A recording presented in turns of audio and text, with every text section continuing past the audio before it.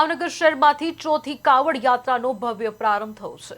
જશુનાથ મહાદેવ મંદિરથી કોડિયાક ખાતે આવેલા નિષ્કલંક મહાદેવ સુધી યોજાતી યાત્રામાં 5000 જેટલા કાવડિયાઓ જોડાયા। હર હર મહાદેવના ઘોષ સાથે મુશળધાર વરસાદને ભૂલાવી ભક્તોએ 20 ફૂટ ઊંચી શિવમૂર્તિ સાથે યાત્રા શરૂ કરી।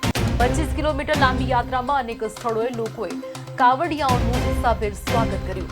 આખી રાત ચાલનારી આ યાત્રા અંતે ગંગાજળથી મહાદેવ પર અભિષેક કરીને પૂર્ણ થશે।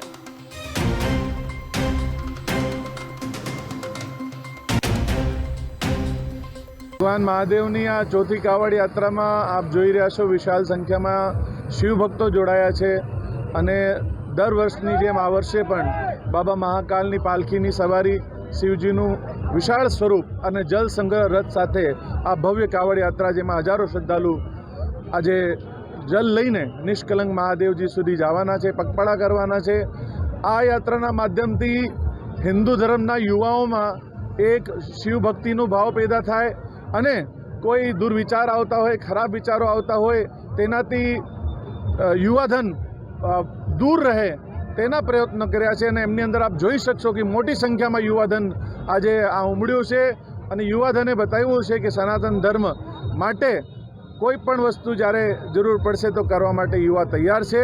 અને આ કાવડ યાત્રા એક વિશાળ કાવડ યાત્રા જે નગરના તમામ લોકોને દર્શન આપવા માટે બાબા મહાકાલ પણ નીકળ્યા છે। જે યાત્રામાં અમારી સાથે ભાવનગર શહેરના તમામ રાજકીય સામાજિક આગેવાનો અને જે યુવાધન છે જેને રોલ મોડલ ગણી શકીએ ભાવનગર, એના તમામ યુવાઓ પણ એક લોકોને પ્રેરણા આપી છે કે સનાતન ધર્મ સાથે, મહાદેવની ભક્તિ સાથે જોડાવવું જોઈએ। મારી સાથે અમારા યુવા આપ જોઈ રહ્યા છો તમામ મિત્રો અને ખૂબ સારી રીતે ભગવાનની સેવા કરવા માટે આજે માર્ગ પર નીકળ્યા છે।